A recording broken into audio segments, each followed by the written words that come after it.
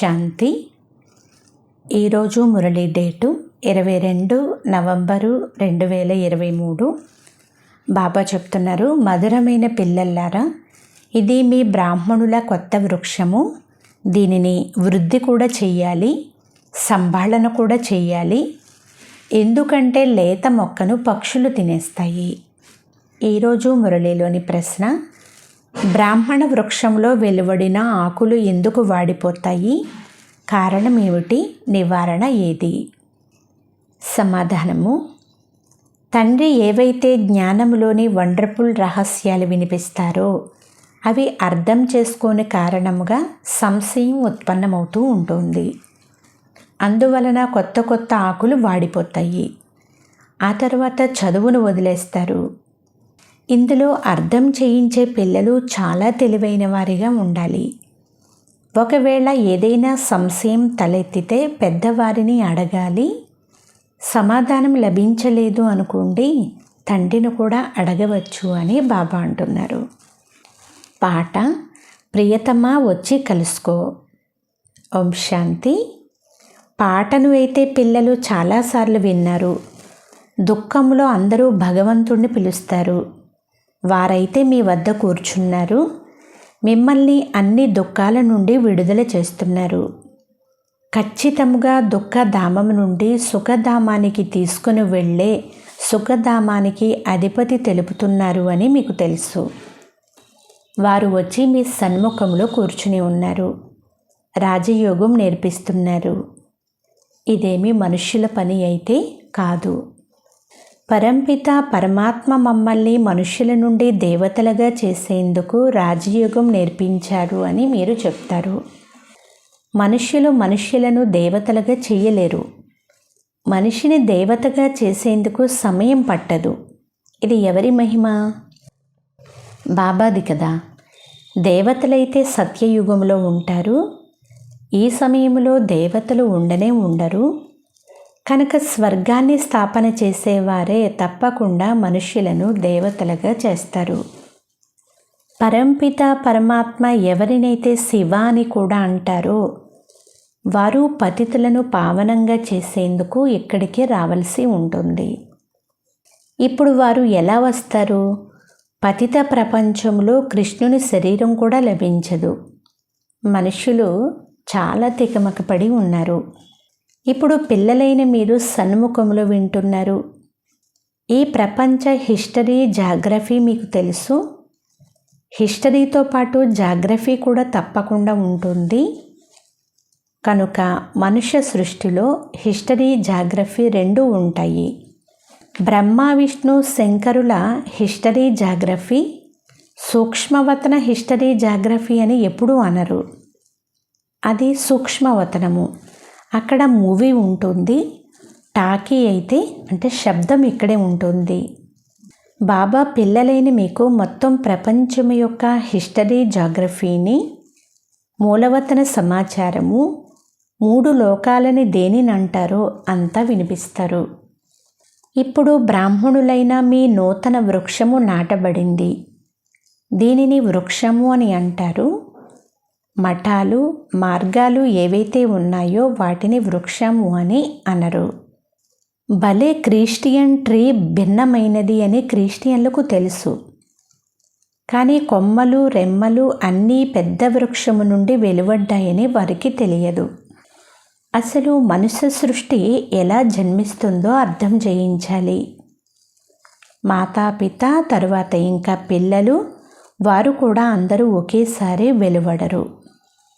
2 నుండి 4, 5 ఆకులు వస్తాయి. కొన్నింటినైతే పక్షులు కూడా తినేస్తాయి. ఇక్కడ కూడా పిచ్చుకలు తినేస్తాయి. ఇది చాలా చిన్న వృక్షము.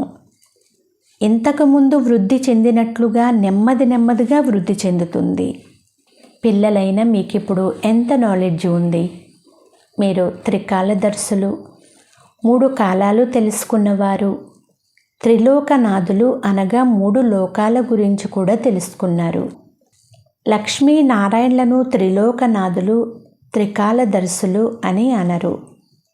మనుషులు కృష్ణుణ్ణి త్రిలోకనాథుడు అని అంటారు. ఎవరైతే సర్వీసు చేస్తారో వారికి ప్రజలు తయారవుతారు. తమ వారసులను కూడా తయారు చేసుకోవాలి, ప్రజలను కూడా తయారు చేసుకోవాలి.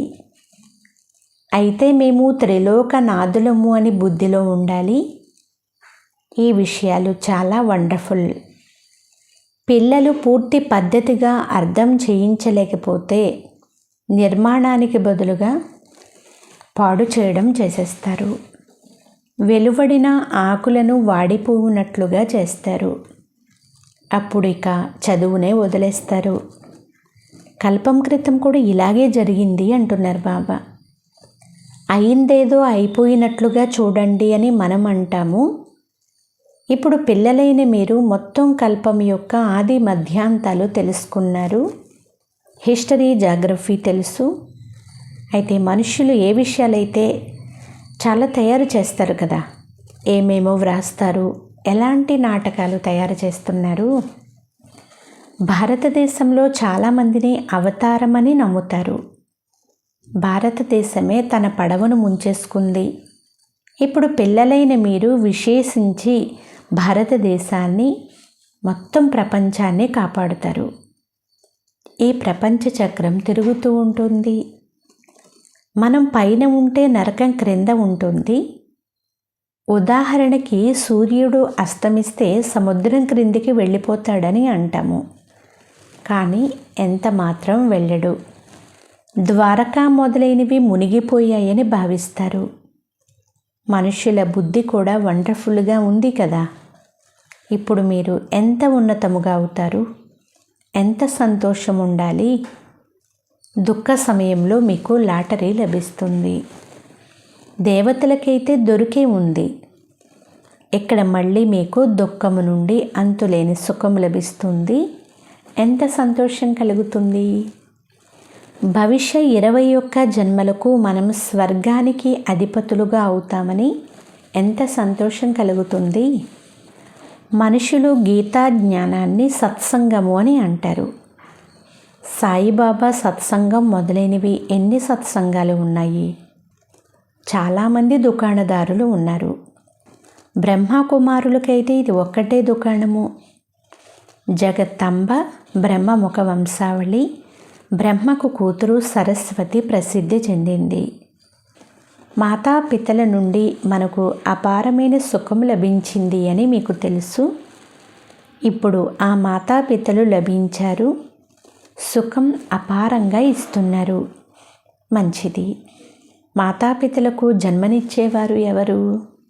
శివబాబా. మనకు శివబాబా నుండి రత్నాలు లభిస్తాయి. మీరు శివబాబాకి పౌత్రులు. ఇప్పుడు మనము ఆ అనంతమైన తండ్రి నుండి మాతాపితలు బ్రహ్మ సరస్వతుల ద్వారా అపారమైన సుఖాన్ని తీసుకుంటున్నాము. ఇచ్చేవారు వారే. ఎంత సహజమైన విషయము. ఇంకా మేము ఈ భారతదేశాన్ని స్వర్గంగా చేస్తున్నాము. వెళ్ళి మేము అపారమైన సుఖాన్ని పొందుతాము అని అర్థం చేయించాలి. మేము భారతదేశానికి సేవకులము. తనువు, మనసు, ధనములతో మేము సేవ చేస్తాము. గాంధీకి కూడా సహాయం చేసేవారు కదా. యాదవులు, కౌరవులు, పాండవులు ఏం చేసేవారు? ఇది మీరు అర్థం చేయించగలరు.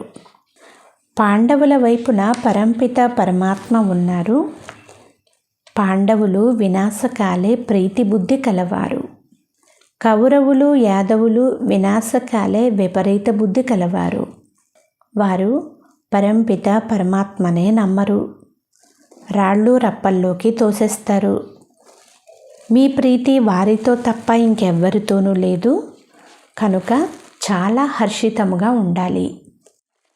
కాలి గోర్లు మొదలుకొని తలపై పిలక వరకు సంతోషంగా ఉండాలి. పిల్లలైతే చాలామంది ఉన్నారు కదా. మీరు మాతాపితల ద్వారా వింటారు కనుక మీకు చాలా సంతోషం కలుగుతుంది. మొత్తం సృష్టిలో మీ వంటి సౌభాగ్యశాలురు ఎవ్వరూ ఉండజాలరు. మాలో కూడా కొందరు పదమాపదం భాగ్యశాలురు, కొందరు సౌభాగ్యశాలురు, కొందరు భాగ్యశాలురు, ఇంకా కొందరు దౌర్భాగ్యశాలురు కూడా ఉన్నారు. ఎవరైతే ఆశ్చర్యవంతులై పారిపోతారో వారిని మహా దౌర్భాగ్యశాలురు అని అంటారు. ఏదో ఒక కారణంతో తండ్రికి విడాకులు ఇచ్చేస్తారు. తండ్రి అయితే చాలా మధురమైన వారు. విడాకులు ఇవ్వకుండా ఉండేందుకు శిక్షణ ఇవ్వాలి అని భావిస్తారు. మీరు వికారాలలోకి వెళ్ళి కులం పేరు పాడు చేస్తారు. ఒకవేళ పేరు పాడు చేస్తే చాలా శిక్షలు తినాల్సి వస్తుంది అని అర్థం చేయిస్తారు.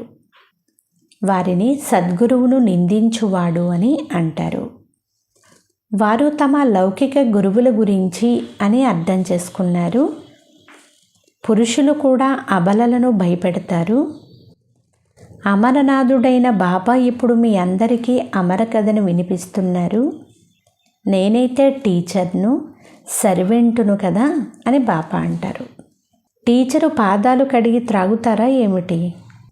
పిల్లలు ఎవరైతే యజమానులుగా అయ్యేవారో వారితో మేము పాదాలు కడిగించుకోవాలా? వద్దు. నిరాకారి, నిరహంకారి అని మహిమ కూడా చేయబడతారు. ఇతను కూడా వారితో పాటు నిరహంకారిగా అయిపోయాడు. అబలలపైన అత్యాచారం కూడా గాయనం చేయబడింది. కల్పం క్రితం కూడా అత్యాచారం జరిగింది. రక్తపు నదులు ప్రవహిస్తాయి. పాప భాండం నిండిపోతుంది. ఇప్పుడు మీరు యోగ బలంతో అనంతమైన సామ్రాజ్యాన్ని తీసుకుంటారు. మనము తండ్రి నుండి అచంచల అఖండ సామ్రాజ్యాన్ని తీసుకుంటామని మీకు తెలుసు. మనమైతే సూర్యవంశీయులుగా అవుతాము. అవును, ఇందులో ధైర్యం కూడా ఉండాలి. నాలో ఎలాంటి వికారము లేదు కదా అని మీ ముఖం మీరు చూసుకుంటూ ఉండండి. ఏదైనా విషయం అర్థం కాలేదు అనుకోండి, అప్పుడు పెద్దవారిని అడగండి. మీ సంశయాన్ని పోగొట్టుకోండి. ఒకవేళ బ్రాహ్మణి మీ సమస్యని తీర్చలేకపోతే అప్పుడు బాబాను అడగండి. ఇప్పుడైతే పిల్లలైన మీరు చాలా విషయాలు అర్థం చేసుకోవాలి. ఎప్పటి వరకు జీవిస్తామో అప్పటి వరకు బాబా అర్థం చేయిస్తూనే ఉంటారు. ఇప్పుడైతే మేము చదువుతున్నాము, బాబాను అడుగుతాము అని చెప్పండి. లేదా ఈ విషయాలు ఇప్పటి వరకు బాబా అర్థం చేయించలేదు అని చెప్పండి. ఇక ముందు అర్థం చేయిస్తారు, మళ్ళీ అడగండి అని చెప్పండి. చాలా పాయింట్లు వెలువడుతూ ఉంటాయి. యుద్ధం ఏమవుతుంది అని కొంతమంది అడుగుతారు. బాబా త్రికాలదర్శి అర్థం చేయించగలరు. కానీ ఇప్పుడైతే బాబా ఇంకా తెలపలేదు.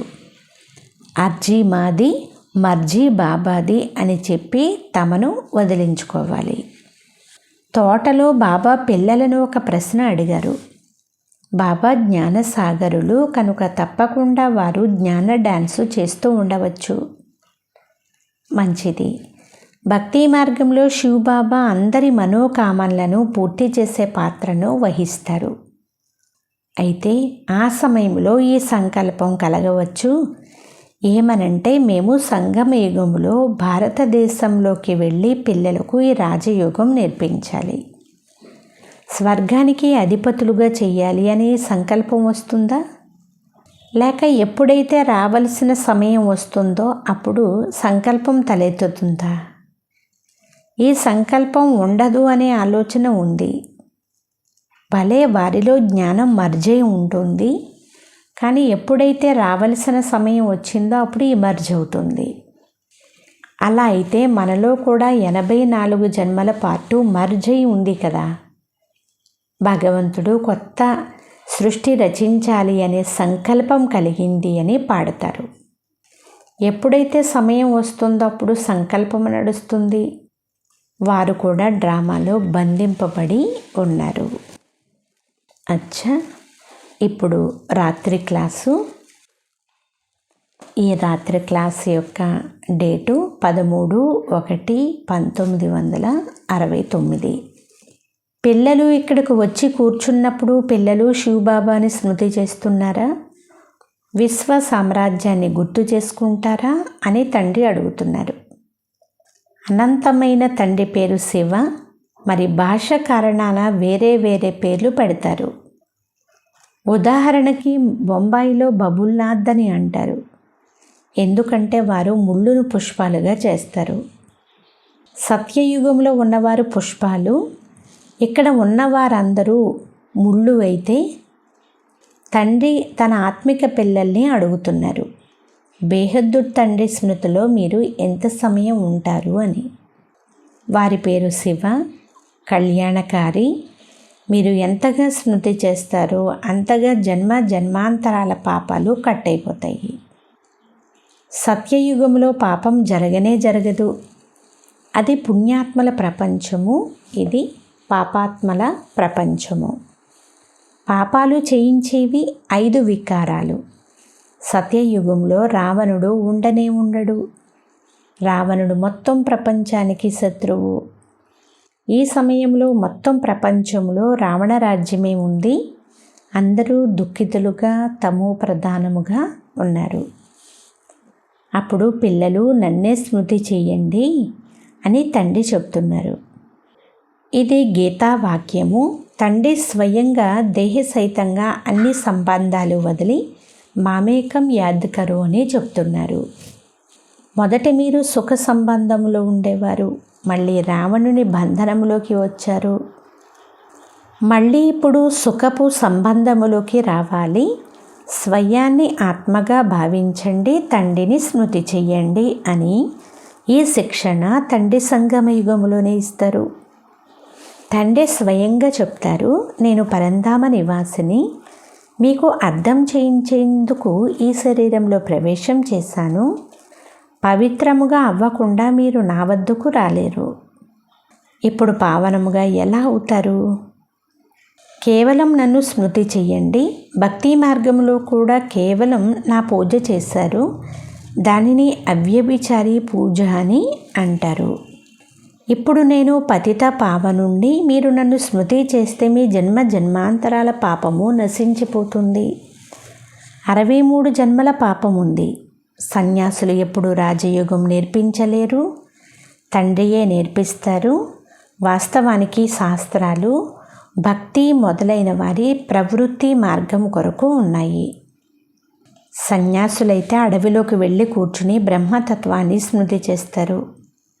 ఇప్పుడు తండ్రి సర్వుల సద్గీతి దాతను నేను కనుక నన్ను స్మృతి చేస్తే మీరు ఇలా లక్ష్మీనారాయణులుగా అవుతారు అని అంటున్నారు. గమ్యము లక్ష్యము ఎదురుగానే ఉంది. ఎంత చదువుతారో చదివిస్తారో అంత ఉన్నతమైన పదవిని దైవీ రాజధానిలో పొందుతారు. తండ్రి ఒక్కరే అల్ఫ్. రచన నుండి రచనకు వారసత్వం లభించదు. వీరు అనంతమైన తండ్రి కనుక అనంతమైన వారసత్వాన్ని ఇప్పిస్తారు. మీరు స్వర్గంలో సద్గతిలో ఉంటారు. మిగిలిన ఆత్మలన్నీ తిరిగి ఇంటికి వెళ్ళిపోతాయి. ముక్తి జీవన్ముక్తికి, గతి సద్గతి అనే పదాలు శాంతిధామము సుఖధామాలకు చెందినవి. తండ్రి స్మృతి లేకుంటే ఇంటికి వెళ్ళలేరు. ఆత్మ అయితే తప్పకుండా పావనముగా అవ్వాలి. ఇక్కడ అందరూ నాస్తికులు. తండ్రిని గురించే తెలియదు. మీరిప్పుడు ఆస్తికులుగా అయ్యారు. వినాశకాలే విపరీత బుద్ధి వినశ్యంతి అని గాయనము కూడా ఉంది. ఇప్పుడు వినాశకాలం కదా, చక్రం తప్పకుండా తిరగాలి. వినాశకాలంలో ప్రీతి బుద్ధి ఎవరికి ఉంటుందో వారు విజయులు. తండ్రి ఎంత సులభం చేసి వినిపిస్తారు. కానీ మాయా రావణుడు మరపింప చేస్తాడు. ఇప్పుడు ఈ పాత ప్రపంచానికి ఇది అంతిమ సమయము, అది అమరలోకము. అక్కడ కాళుడు రండి, మిమ్మల్ని అందరినీ వెంట తీసుకుని వెళ్తాను అని బాబా అంటున్నారు. కనుక కాళుడు కదా. సత్యయుగంలో ఎంత చిన్న వృక్షం ఉంది, ఇప్పుడైతే చాలా పెద్ద వృక్షం అయిపోయింది. బ్రహ్మ విష్ణువుల కర్తవ్యం ఏమిటి? విష్ణువును దేవత అని అంటారు. బ్రహ్మకైతే ఏ ఆభరణాలు మొదలైనవి లేనే లేవు. అక్కడ బ్రహ్మ లేడు, విష్ణువు లేడు, శంకరుడు లేడు. ప్రజాపిత బ్రహ్మ అయితే ఇక్కడే ఉన్నారు. సూక్ష్మవతనంలో కేవలం సాక్షాత్కారం అవుతుంది. స్థూల సూక్ష్మ మూలవతనాలు ఉన్నాయి కదా. సూక్ష్మవతనంలో మూవీ ఉంటుంది. ఇవన్నీ అర్థం చేసుకోవాల్సిన విషయాలు. ఇది గీతా పాఠశాల. ఇక్కడ మీరు రాజయోగాన్ని నేర్చుకుంటున్నారు. శివ భగవాను వాచ, వారు మనల్ని స్వయంగా చదివిస్తున్నారు. కనుక తప్పకుండా మనకు ఈ చదువుతూ ఉన్నప్పుడు శివబాబాయే గుర్తొస్తారు కదా. అచ్చా, ఆత్మిక పిల్లలకు ఆత్మిక బాప్దాదాల ప్రియ స్మృతులు మరియు గుడ్ నైట్. ఆత్మిక పిల్లలకు ఆత్మిక తండ్రి నమస్తే. ఆత్మీయ తండ్రికి ఆత్మీయ పిల్లల యొక్క ప్రియ స్మృతులు, గుడ్ మార్నింగ్ మరియు నమస్తే నమస్తే నమస్తే. ధారణ కొరకు ముఖ్య సారము. ఫస్ట్ పాయింట్, దుఃఖ సమయంలో లభించిన అపారమైన సుఖాల లాటరీ ఒక్క తండ్రితో సత్యమైన ప్రీతి కలిగింది. దీనినే స్మృతి చేస్తూ సదా సంతోషంగా ఉండాలి. సెకండ్ పాయింట్, బాబ్దాదా సమానముగా నిరాకారి మరియు నిరహంకారిగా అవ్వాలి. ధైర్యంతో వికారాలపైన విజయాన్ని పొందాలి. యోగ బలంతో చక్రవర్తి పదవిని తీసుకోవాలి. ఈరోజు వరదానము, కర్మలు చేస్తూ శక్తిశాలి స్థితిలో స్థితమై ఆత్మిక పర్సనాలిటీని అనుభవం చేయించే కర్మయోగి భవ. సారాంశము, పిల్లలైన మీరు కేవలం కర్మకర్తలు కాదు, కానీ యోగయుక్తంగా ఈ కర్మలు చేసే కర్మయోగులు. కనుక మీ ద్వారా ప్రతి ఒక్కరికి మీరు పని అయితే చేస్తున్నారు, కానీ చేతులతో చేస్తున్నారు. కానీ పని చేస్తూ కూడా తమ శక్తిశాలి స్థితిలో స్థితమై ఉన్నారు అని అనుభవం అవ్వాలి. సాధారణ రీతిగానే నడుస్తూ ఉంటారు, నిలబడి ఉంటారు, కానీ మీ ఆత్మిక పర్సనాలిటీ దూరం నుండే అనుభవం అవ్వాలి. ఎలాగైతే ప్రాపంచిక భౌతిక పర్సనాలిటీ ఆకర్షిస్తుందో అలా మీ ఆత్మిక పర్సనాలిటీ పవిత్రత యొక్క పర్సనాలిటీ. జ్ఞాని లేక యోగయుక్త ఆత్మ యొక్క పర్సనాలిటీ స్వతహాగానే ఆకర్షిస్తూ ఉంటుంది. స్లోగన్, సత్యమైన దారిలో నడిచే మరియు అందరికీ సత్యమైన దారిని చూపించేవారే సత్యమైన లైట్ హౌస్లు. అచ్చా, ఓం శాంతి.